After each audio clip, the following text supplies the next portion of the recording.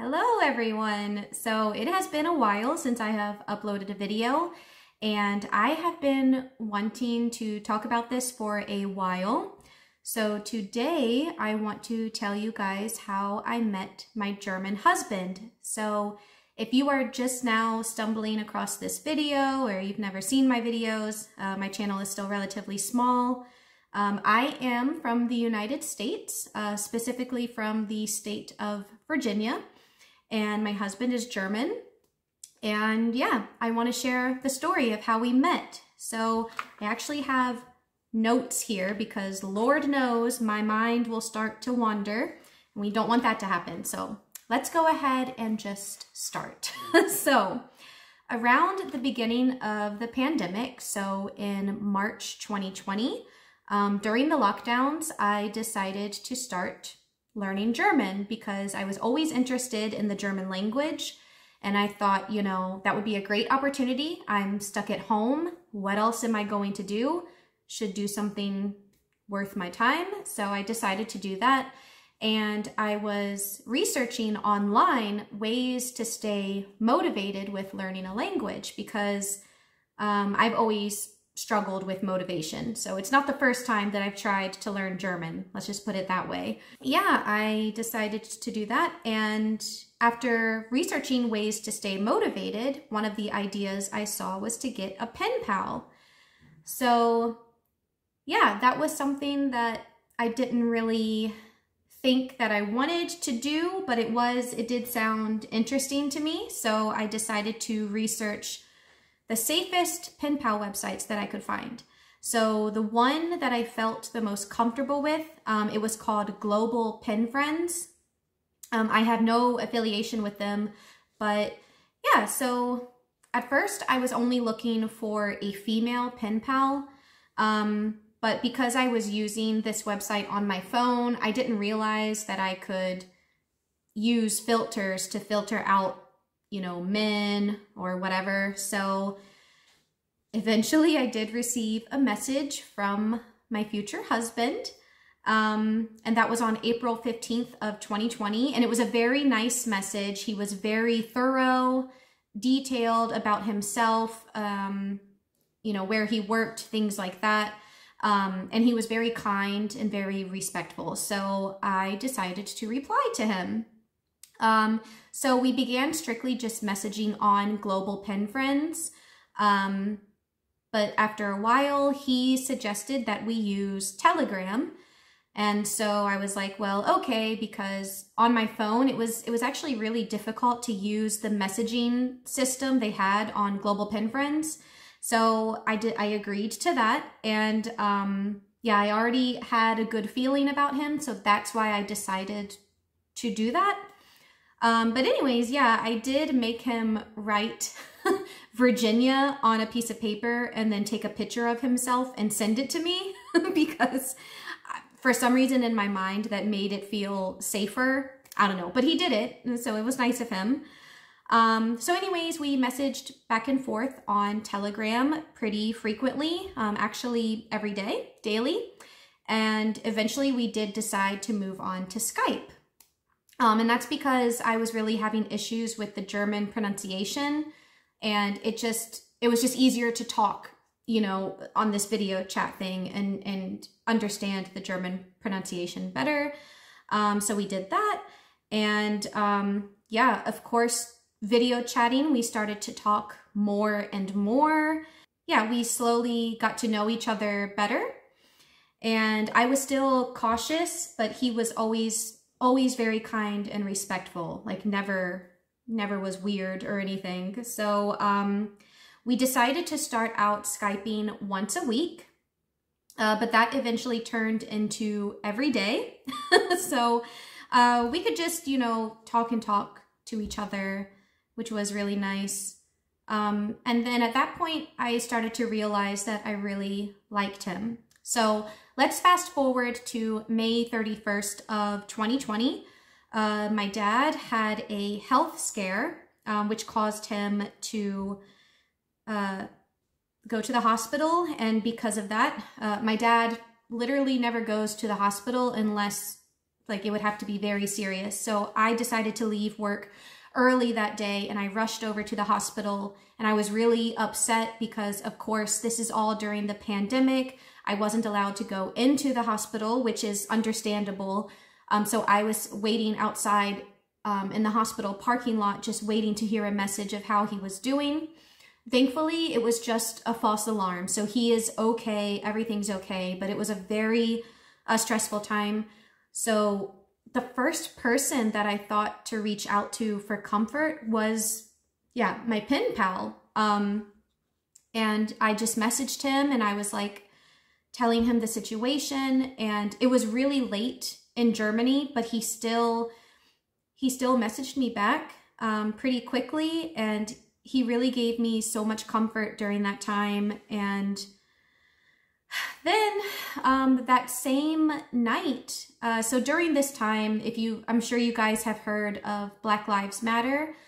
They were doing a lot of protesting in my area where I lived. At the time, I lived in downtown Fredericksburg, Virginia, and I had a small apartment down there right in the center of town. And this night, there was a lot of commotion going on outside. I heard, it sounded like things crashing, and it sounded very scary. And I was messaging my pen pal, so future husband, about that. And he was like, promise me you won't go outside. It's too dangerous, you know, with everything going on.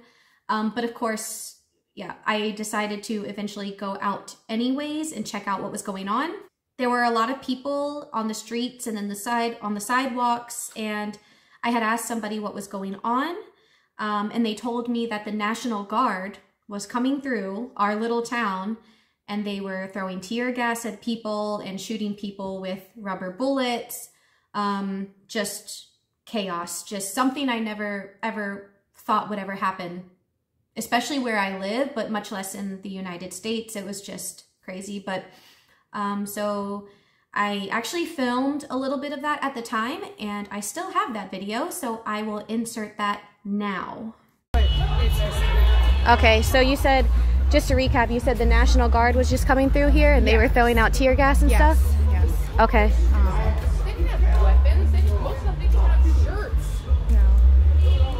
So they're throwing tear gas into the crowd, into the people? Yes. Okay. That's them right there. The National, okay. They have helmets and... I'm slightly terrified right now, but... Me too. I should have brought my mask, but that's you know. why I said I have this. Oh, hold up. What's going on?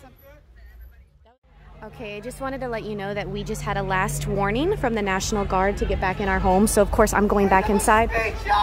I'm going back inside so that I don't get tear gassed. I can't believe this is America right now, but this is what's happening. So, okay, I'm going to go back inside now. But I just wanted you to see that. Also, I wanted to see it, so that's why I came out. But, okay. I'm okay, by the way. Yeah, so they're warning people to get off the streets. So, it was really scary. There was just so many noises, so many different things going on. And yeah, the National Guard they were there, and they drove one of their huge tanks down my little street, and they were on a megaphone. They were warning people to get out of the streets, go back home, and they gave everyone a last warning. So of course I went back inside because I was totally terrified. And I was so upset. I remember I went to my bedroom and started crying on my bed. My bed was situated right up next to my windows in my bedroom. And because my apartment was so old, the windows had a little bit of a crack. And I guess they were throwing tear gas out there because a little bit of tear gas got into my bedroom. And it was just a crazy time.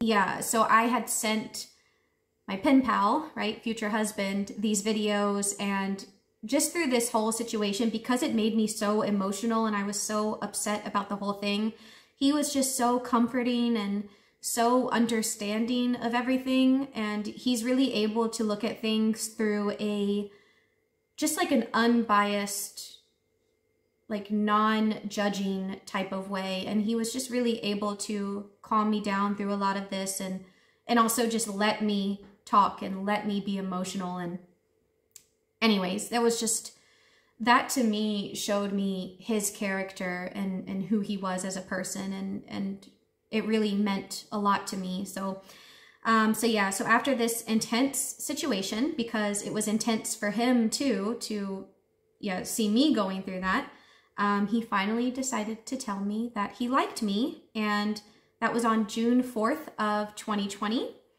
So I told him that I liked him too, and we both decided that we should try to meet in person. However, because of the pandemic, that was just about impossible. So he ended up doing a lot of research and work regarding us meeting in the UK. But because the pandemic restrictions kept constantly changing, it became clear that it would be impossible for us to meet there. So it was really disheartening, especially for me. He was very, he was faithful that things would work out. Me, I was a little bit stressed. So fast forward to January 2021, we finally found a place that we could meet, and that was in Mexico City. So this was after a lot of research and planning and trying to work around all the pandemic restrictions. Luckily, he took care of all of that. I didn't have to do anything. He was very good with all of that. So on January 8th, 2021, we finally met in person at the Mexico City airport. So I was extremely terrified. I had never traveled outside of the United States before that. And I was very nervous because all we had was a hotel room inside of the Mexico City airport that we were going to share, and it had one bed. It had a couch too, but yeah, I do not recommend anyone to do this. But prior to that, we had been talking every single day, Skyping every single day since May 7th of 2020. So I felt that I knew him pretty well, but I was still scared. So just a disclaimer, if you ever decide to get a pen pal, please be very careful and very cautious, because the internet and the world in general can be very dangerous, and there are bad people out there. So please be careful if you do anything like that. Just want to say that. But anyways, we stayed for 6 days in Mexico City, and luckily everything worked out very well. He was still all the time very kind, very respectful, never did anything weird. You know, he was such a sweet person. He's still a sweet person, but he was very sweet. And even though I somehow knew he was the one for me, this is when I decided that we were officially boyfriend and girlfriend. So fast forward to April of 2021. At first, I was not allowed to travel to Germany due to the pandemic guidelines, and he was not allowed to travel to the US. However, Germany changed their rule. So they stated that if you were German and you met your significant other outside of Germany before, that your significant other would be allowed to travel to Germany to see you. So we were very lucky with that, and I was able to travel to Germany for the first time ever on April 14th of 2021. So during this trip, I fell in love with Germany. It was beautiful. I don't know. I just had such a good feeling about Germany. And we actually ended up getting engaged on April 21st of 2021. Actually at the Hermannsdenkmal. So before this trip, I swore that I would never leave the United States. But after this trip, I decided I wanted to move to Germany. So while we were apart, we Skyped every single day, usually for hours, even while I was working, because I was working from home full time because of the pandemic. And then I visited Germany again on October 27th of 2021. So Then on February 12th, 2022, he was able to visit the US for the very first time, and he got to see where I lived. And he was finally able to meet my family, and my family absolutely loved him. So that was really great. And I think he liked the United States too. He only got to see where I was from at that time, but yeah. So then on April 24th, 2022, I traveled to Germany to complete my A1 German test because this is a requirement along with a marriage to a German citizen to receive the Aufenthaltserlaubnis. The Aufenthaltserlaubnis is basically a temporary visa that allows me to work and live in Germany. So luckily at that time I passed the test. So then he came back to the US on June 27th, 2022 to spend some time with me in Washington, DC before I headed to Germany for good. So I left behind everything. I left behind my job, my apartment, and my family. And even though I miss my family, I am lucky enough to still be able to visit them regularly, I would say. And it's also such a great experience to be able to share the German culture with them because this is all new to them too. So they're, of course, able to visit me and eat the German food and be exposed to the German language and see how beautiful Germany is. So it's still a really great situation. And they are very happy for me and very supportive. So, all my notes here. So, yeah, we had to do a lot of planning for our wedding, especially because of the pandemic. So we needed the court's permission to get married since I am not a German citizen. And because of this, we were required to translate all of my legal documents. So like, for example, my birth certificate. And I also had to complete an affidavit stating that I had never been married before. And we had to get that notarized. So we did that we got that document notarized in the United States at my mom's job. So that was good.